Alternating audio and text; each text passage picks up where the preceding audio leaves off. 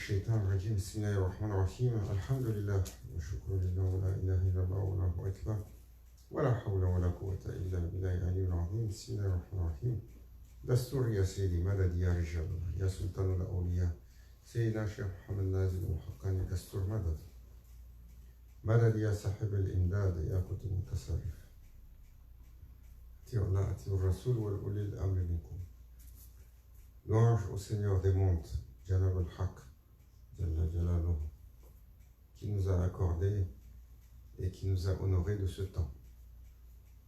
Un temps de rencontre, une rencontre pour les cœurs, sous le dôme de Maulana Cheikh, sous le dôme de Maulana Cheikh Nazim, sous le dôme de Maulana Cheikh Hicham, qu'Allah Azza wa Jal appose sur nous leur regard.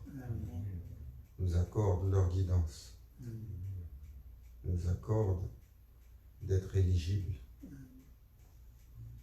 à tenir leurs mains et qu'il habille notre cœur de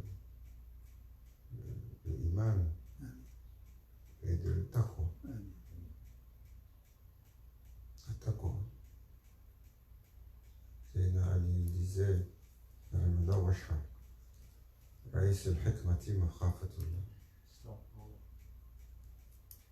couronne de toutes les sagesses, c'est la crainte d'Allah. C'est pas une peur. C'est pas une peur de celui qui est châtié, qui est terrorisé. C'est la crainte de celui qui aime, la crainte de décevoir, la crainte de ne pas remplir le contrat, la crainte de ne pas avoir arrêté la satisfaction d'Allah. Et ô combien cette crainte nous fait défaut à tous. Le prophète sallam a marché comme nous avons vu nos chers marcher. Il a marché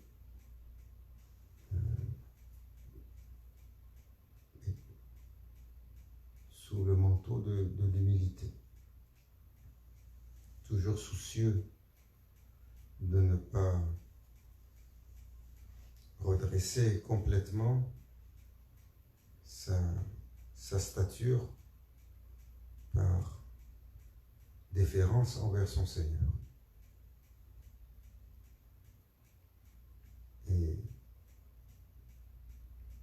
nous avons tellement cette confiance au quotidien que nos affaires sont droites.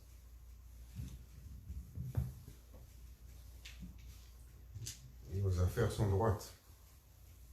Alors que si on gratte sous la surface de chacune des actions, combien de difficultés nous allons y trouver. Mais ça ne nous touche pas plus que ça. Parce qu'on continue,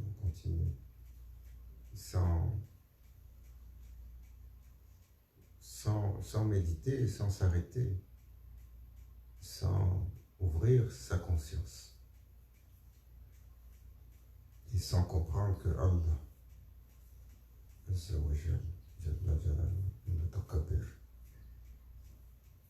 il porte cet attribut qui est une puissance qui anéantit toute chose. C'est notre grand cheikh Abdullah Faiz al-Dagestani. Il disait cet attribut, il est tellement pesant, il le faisait trembler constamment. Et il a eu cette parole: dites-moi un endroit où mon Seigneur ne se manifeste pas, et je vais courir pour m'y réfugier quelques instants, pour enlever cette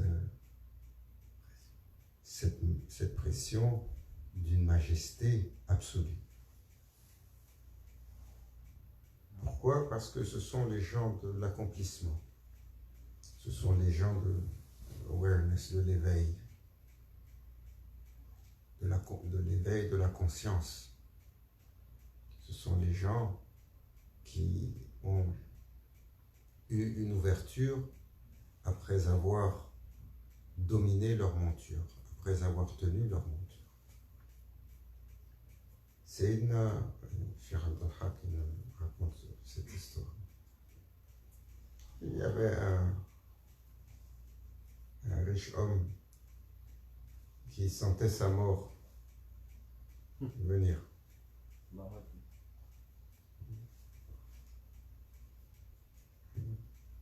Vous connaissez cette histoire? Un riche laboureur sentant sa mort venir, fit venir ses enfants et leur parla sans témoin. Gardez-vous de vendre l'héritage que nous ont laissé nos parents.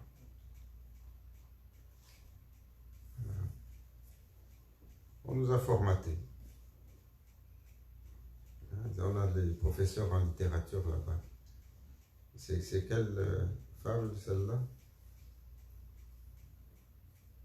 Le laboureur et ses enfants. Mais celui-là, c'est un autre.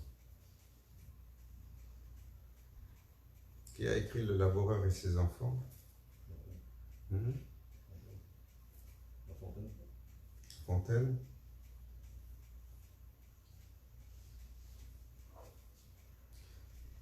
Alors ce riche homme sentait sa mort venir.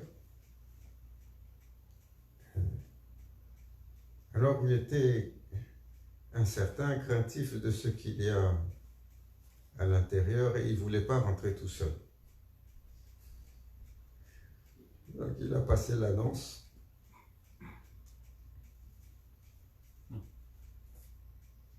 Je donne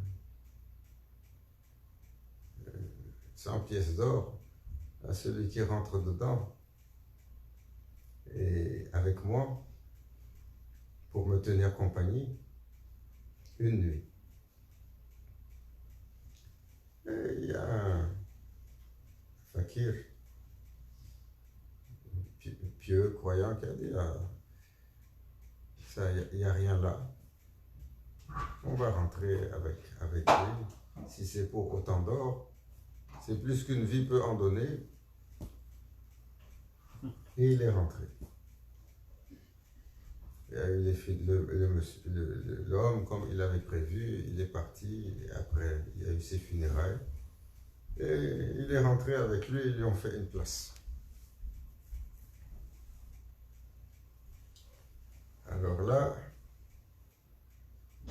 quand les gens sont partis, les anges qui viennent pour poser la question, Munkar wa Nakir, ils sont venus pour questionner le défunt.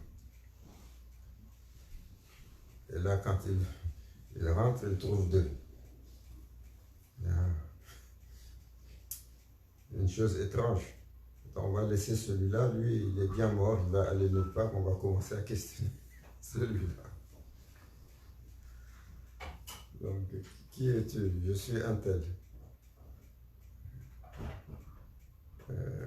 Fils de un tel, et ci et ça. Qu'est-ce que tu fais dans la vie? Je suis bûcheron. Et pour être bûcheron, il avait sa hache et toujours un peu de corde pour attacher les fagots de bois. Et donc il est descendu avec ces deux instruments à l'intérieur de la tombe par sécurité. Et peut-être j'ai besoin de monter quelque part ou de me défendre contre quelque chose. Alors les anges lui ont dit, c'est quoi ça avec toi? C'est la corde. Où tu as acheté? J'ai acheté de cela. Avec quel argent tu as acheté? Avec cet argent-là. Que tu as vendu quoi avec cet argent? À qui tu as vendu ça? Et ils ont commencé. Toute la nuit, ils étaient sur la corde pour aller chercher jusqu'à quel point il y a l'origine de cette corde est halal. Jusqu'à l'aube. Et arrivé à l'aube, ils ont fini avec la corde. Il est fatigué, il transpire à grosses gouttes. Ils ont dit maintenant, cette hache. Et là, il entend là. Les gens qui grattent parce qu'il a passé la nuit, qui viennent pour le sortir de là. Il est sorti en courant, il est parti. Il a dit, ni je veux votre argent, ni je veux votre or, laissez-moi tranquille. Déjà pour ces deux choses-là, juste pour la corde, j'ai passé la nuit à répondre à des questions, comment je vais justifier pour cela.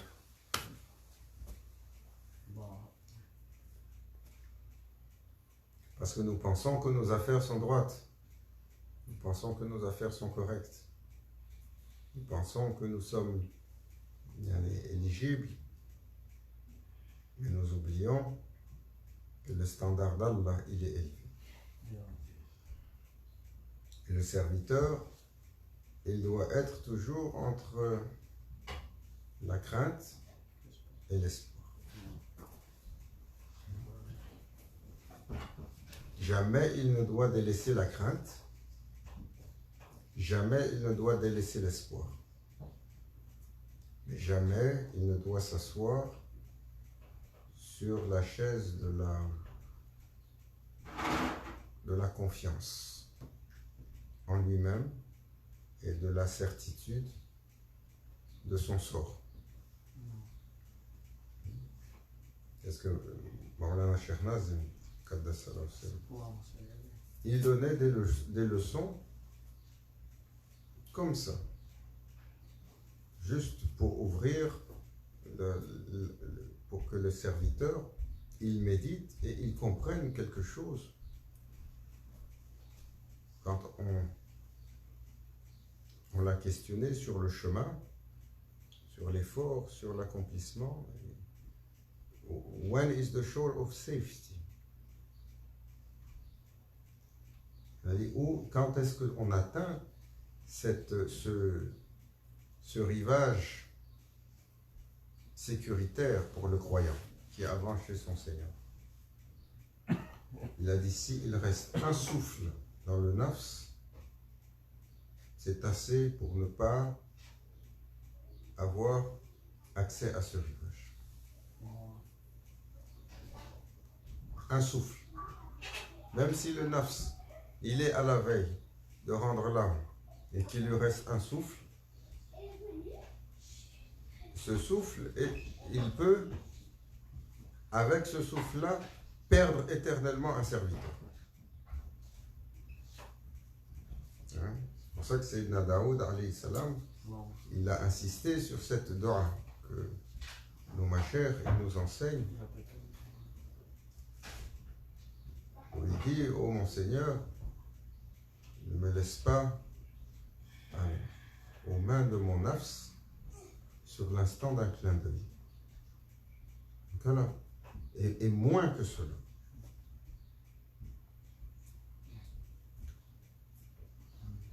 Moins que cela, parce qu'il est nécessaire de moins que cela pour que le serviteur, il vacille.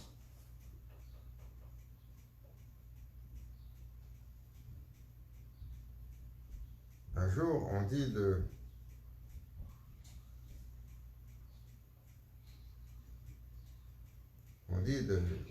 Sayyidina Cheikh Abdul Qadir Jilani,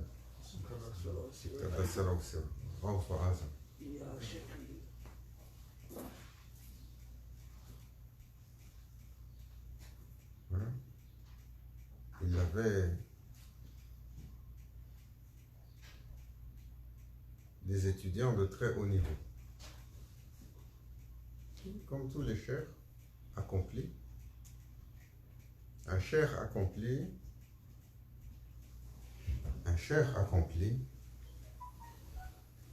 son accomplissement va en partie se mesurer dans ce qu'il est à mesure d'accomplir.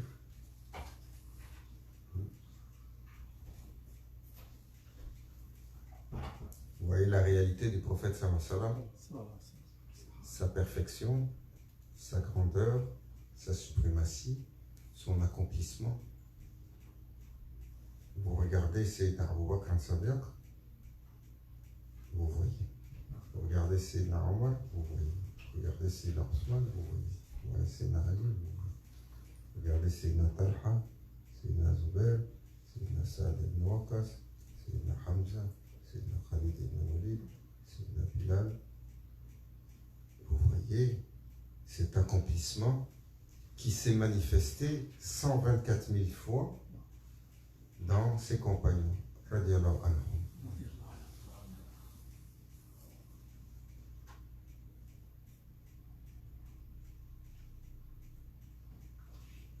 Sur sa main, ils ont été spirituellement éduqués. Sur sa réalité, ils ont été augmentés.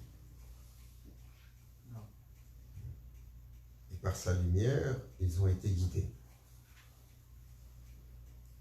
Alors pour les chers, aussi comme cela. Vous voulez savoir la grandeur de Sayyidina Cheikh Abdullah Faiz al-Ristani? Regardez Moulana Cheikh Nazim. Vous voulez savoir la réalité de Moulana Cheikh Nazim? Vous regardez Moulana Cheikh Hicham.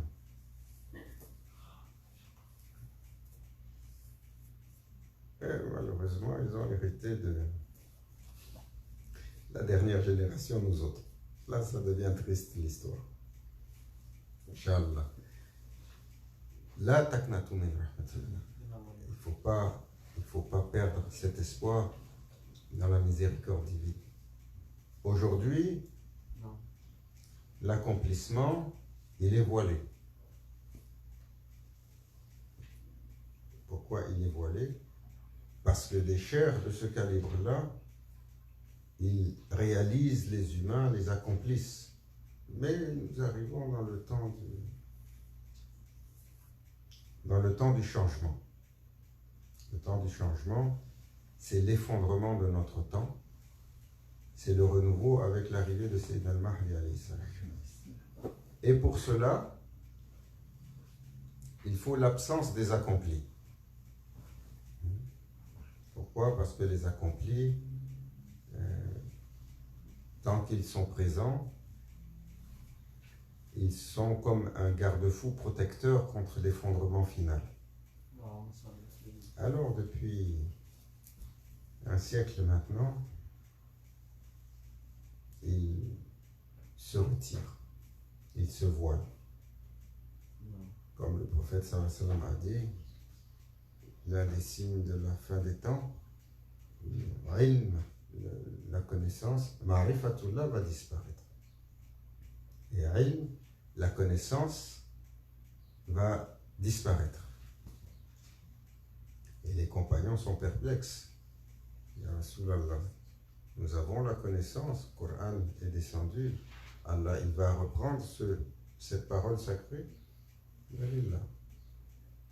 a dit les ulémas vont mourir et il n'y a personne qui va les remplacer publiquement. Qui va les remplacer. Alors beaucoup des awliya au cours du XXe siècle ont disparu sans laisser d'héritage apparent. Mais même si l'héritage n'est pas apparent, il est latent, caché dans la génération qui va se lever derrière Sayyidina al-Mahdi alayhi salam. L'awliya, comme il a décrit, Sayyidina Jibril alayhi salam. Il a décrit le collège des awliya, le collège des anbiya, 124 000. Et leur nombre ne change pas. Et un, il part, l'autre, il vient. Mais dans la dernière génération, ceux qui viennent sont voilés. Et ils sont voilés de qui?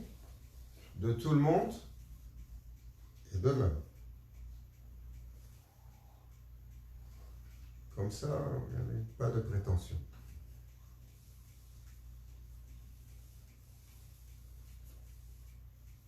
Et Maulana Cheikh, il disait, Cheikh Nazim, quand il a été questionné au Cheikh, nous sommes sur un chemin et nous avons du mal à mesurer l'avancement.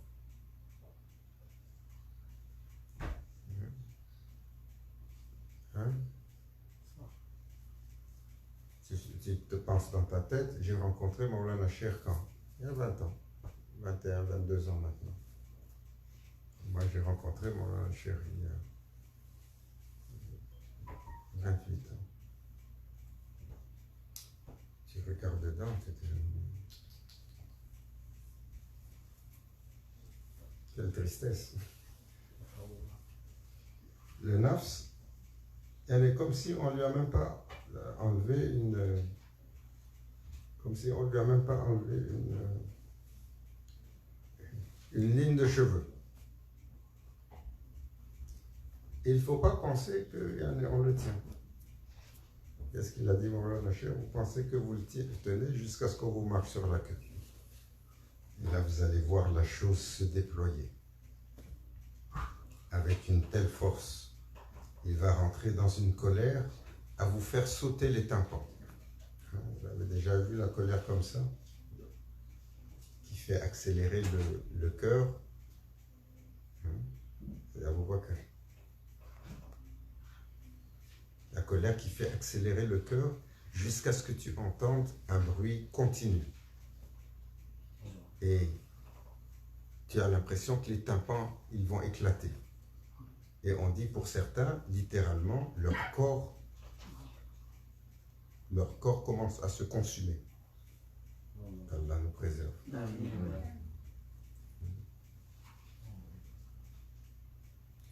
Elle est là, elle est latente. Ça prend juste la clé, l'élément déclencheur et la clé de celui qui ouvre pour te montrer que la bête est là.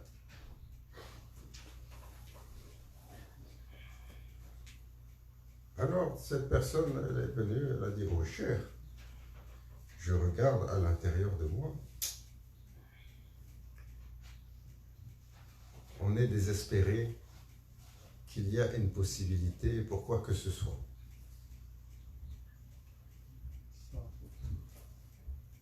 Il faut être honnête avec soi-même et il faut divorcer la prétention. Il n'y a pas eu de plus élevé dans un temps dans les adorateurs que Azazil.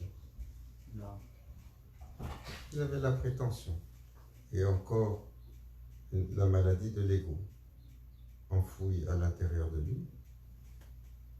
Il est tombé de la première à la dernière place. Et Allah nous répète cette leçon constamment pour que nous comprenions et que nous n'avons pas atteint ce rivage sécuritaire.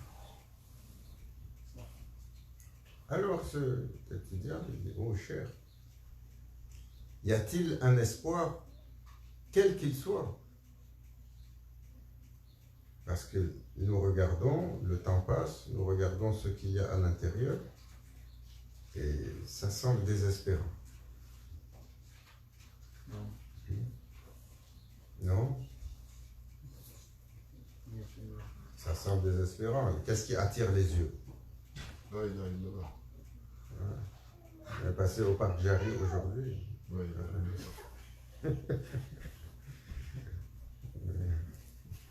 Qu'est-ce qui attire les yeux? Qu'est-ce qui attire qu'est-ce qui attire le goût? Qu'est-ce qui attire les intentions? Comme ça, ça nous donne la mesure de notre état d'accomplissement intérieur. Qu'est-ce qui attire notre intérêt? Même s'il est halal, hein, comme il le répétait, c'est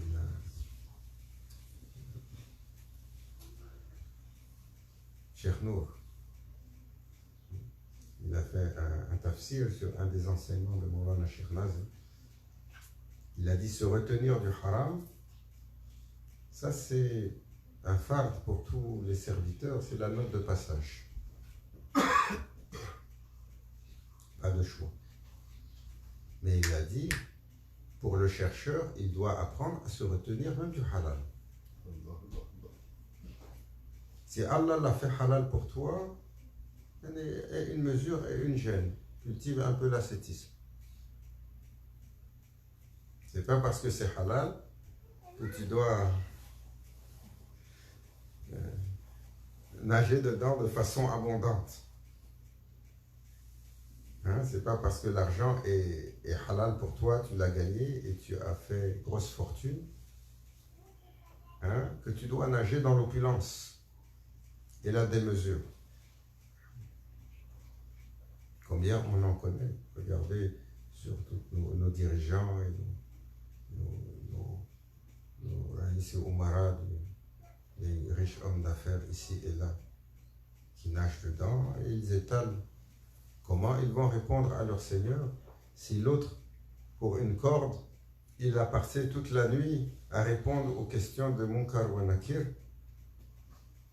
Comment tu as bâti une tour de 100 et quelques étages et tu as mis l'or pour couvrir les robinets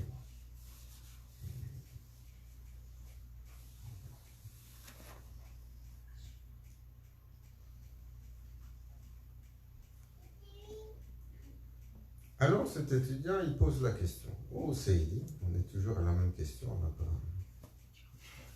Hein? Non, la question, je suis un peu slow aujourd'hui, vous m'excusez. Les yeux ne sont pas devenus rouges, hein? Les oreilles n'ont pas poussé encore, Malish. Et c'est Nacher Abdelkader Jelani. On n'est pas encore... On a fait une boucle dans une boucle dans une boucle. Voilà, la Cheikh Hicham, il nous faisait des sorbas comme ça, il rigolait. Lui, parce qu'il a le cœur connecté, il ne perd jamais le fil. Nous, on se perdait, il nous ramenait. Alors cet étudiant, il a dit au cher, est-ce qu'il y a un espoir pour nous? Voilà, le cher, il a répondu, quel homme sans aql irait étudier sur une université qui ne lui donne pas de diplomation à la fin?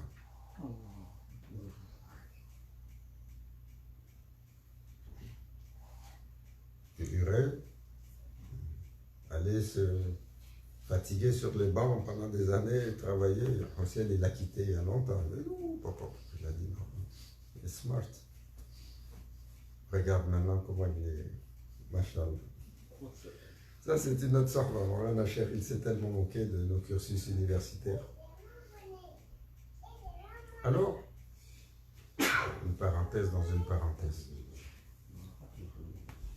Maulana Cheikh s'est tellement moqué de nos cursus universitaires.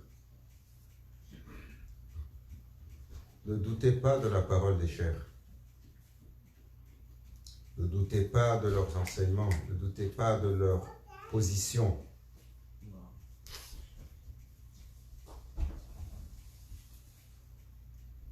Si vous doutez, qu'est-ce que vous dites? Peut-être il y a une signification, je ne comprends pas ma riche. Ne viens pas pour contredire. Ce sont des gens qui voient avec la vision de leur Seigneur. Donc Maulana Cheikh Nazim, il dit aux gens, courez loin des échographies.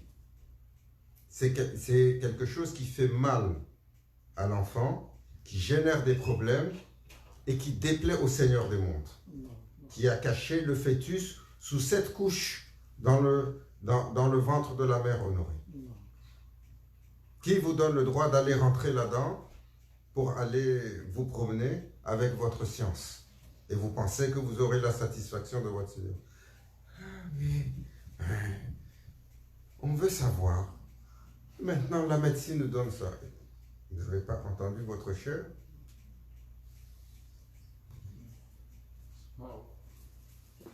Maulana Cheikh, il a dit,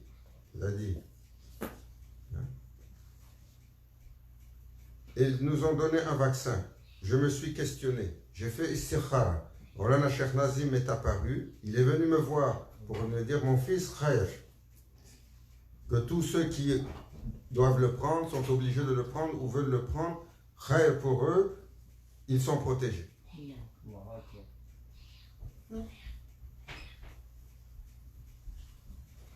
Celui qui veut, il prend. Celui qui ne veut pas, il prend. Il ne prend pas. Je l'ai dit. Plus de débat dessus. On va commencer à tergiverser. Ah, ils ont dit de ci, ils ont dit de ça, ils ont dit de ci, ils ont dit de ça, ils ont dit de ci, ils ont dit de ça, ils ont dit de ci, ils ont dit de ça. Ah, maintenant, ils sont en train de jouer avec les gènes dans le vaccin. Yahoo, demain, l'aspirine, il va jouer dans les gènes. C'est fini. On est passé dans l'ère des médicaments, des thérapies géniques. On peut résister. Non, malish. Mais laissez les gens qui veulent aller, c'est leur choix. Ça, ce sont les gens d'Allah qui ont donné leur avis dessus. Celui qui veut, il prend. Il doit craindre son Seigneur. La protection vient de son Seigneur. Et un mal doit le toucher, ça va le toucher. Si ça ne le touche pas, ça ne le touchera pas. Combien de gens ont eu les mains et les pieds dans des produits dangereux et ils ont vécu plus vieux que les autres. Allah les a protégés.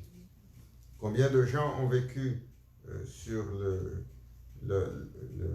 les meilleurs nutriments, les meilleures alimentations, les meilleurs ci, les meilleurs ça. On a notre frère à Vancouver. Les parents étaient sur tout ce qu'il y a de santé. La maladie est rentrée, les deux sont partis dans l'espace d'une année. La mère et le père. Qu'est-ce qui est arrivé, on ne sait pas. Toutes sortes de théories derrière. Protection vient d'Allah. Sur l'école. Alors, Maulana Cheikh, il disait, qui va aller étudier sur une université qui ne donne pas de diplôme? Il est fou. Et vous pensez que vous arrivez chez les gens de Tariqa qui ont leur autorisation de irshad, de guidance, et que vous allez sortir de ce processus éducatif sans rien. Non, il y a un fruit, il y a un accomplissement, même si vous êtes voilé sur l'avancement. Pourquoi vous êtes voilé sur l'avancement? Pour une sagesse. C'est une tariqa qui est sobre.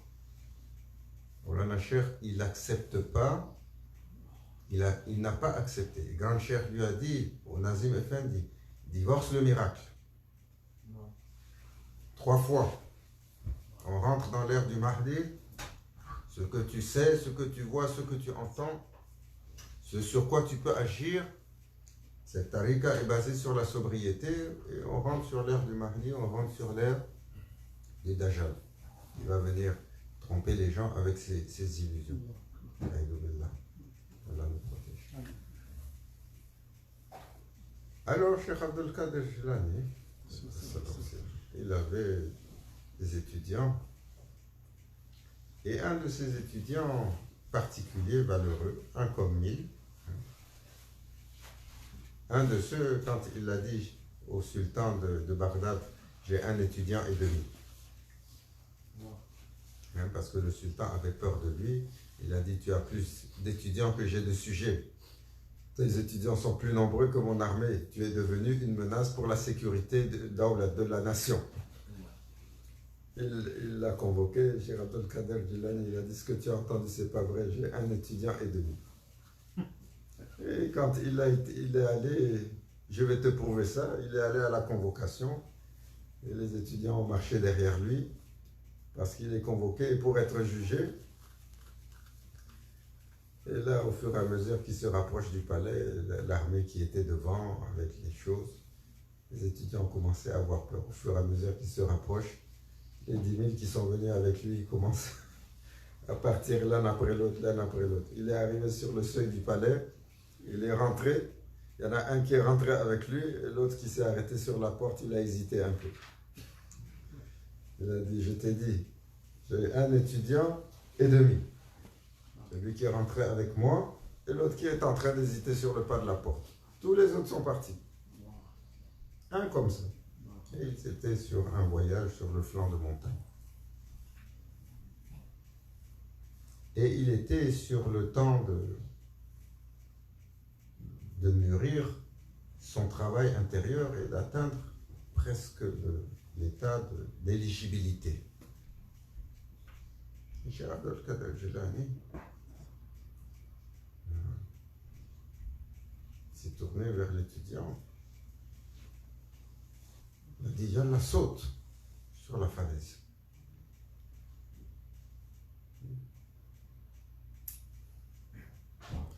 Il y a les uns et les autres. Hein? Si toi et moi on nous dit saute, Allahu Akbar.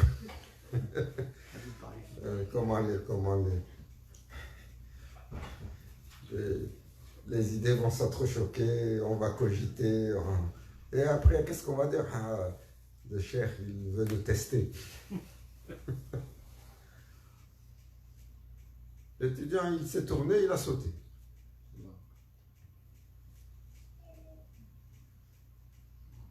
Et alors qu'il est en train de chuter dans le vide, confiant, le cœur en sérénité, il s'est posé la question.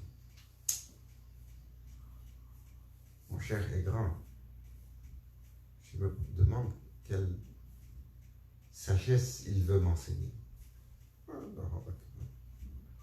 Cheikh Abdel Kader est venu le rattraper. Il a dit, Yawaladi, quel désastre. Tu as accepté de sauter, alhamdoulilah. Tu as eu la prétention de comprendre et de te poser la question sur ce que ton cher veut t'enseigner. Il y a encore du chemin à faire.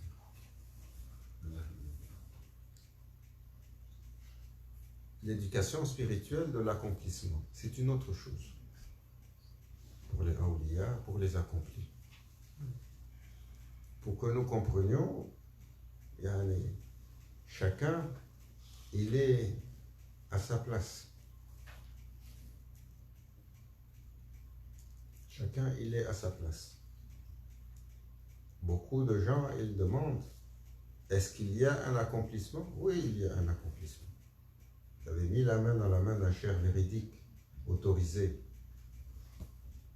Beaucoup de gens, ils disent, où est le fruit de l'accomplissement? Celui qu'on veut goûter, celui qu'on veut voir. On dit, il faut demander quelque chose qui est à notre mesure, dont on est capable de porter les tenants et les aboutissants.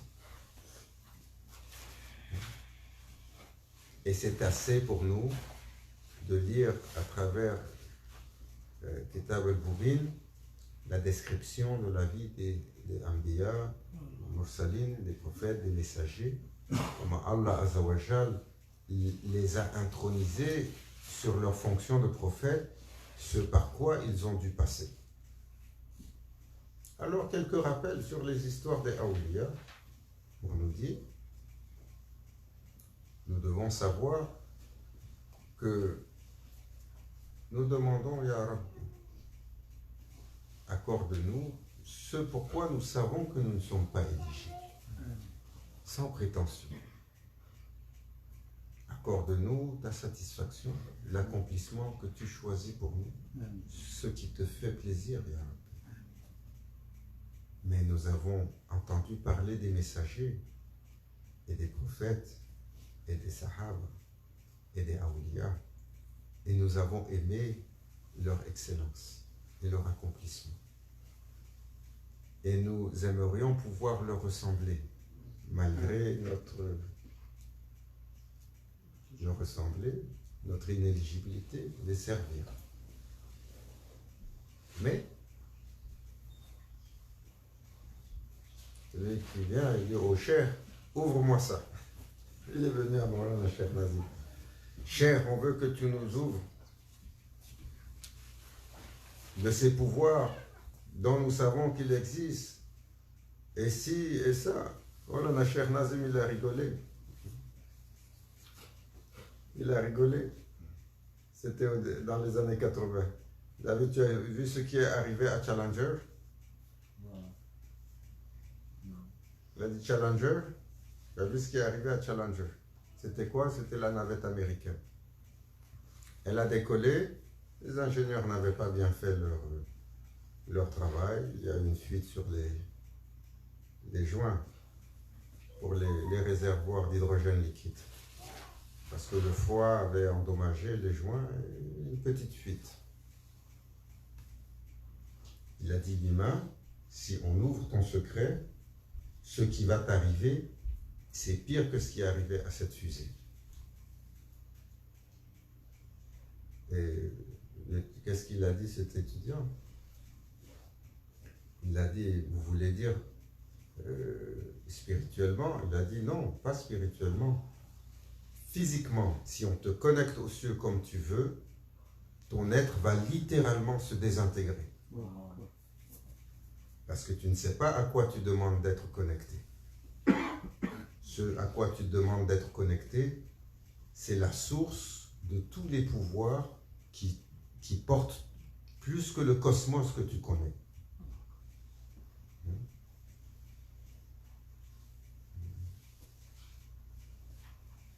Ils sont en train de jouer aux apprentis sorciers à Kadarash. Ils veulent faire le soleil sur terre. Imaginez, quand on décrit la puissance du soleil, comment ça pourrait être difficile. Alors le cheikh il disait, si on vous connecte aux cieux, ce qu'il y a comme puissance, vous êtes connecté à Bahr al-Qudra, aux océans de pouvoir, si vous n'êtes pas un accompli, certifié, authentifié par tout un collège de gens qui sont autorisés jusqu'à ce qu'on vous amène chez le prophète sallallahu alayhi wa sallam, qui vous étend. Combien de fois le prophète sallallahu alayhi wa sallam a refusé à des cheikhs accomplis la certification de leur étudiant pour dire il manque quelque chose. Ce n'est pas une science de l'à peu près. On parle de réalité. Allah Azzawajal nous y rend éligibles. Il nous pardonne, qu'il me pardonne pour monopoliser la parole avec vous comme ça. Il disait, Cheikh Nour, pour nous rappeler, nous répétons les paroles de nos chers. Nous répétons bien plus savants assis avec nous. Aujourd'hui, de par leur âge, de par leur connaissance, de par leur diplomation. Qu'Allah nous garde, nous pardonne, nous rende éligibles.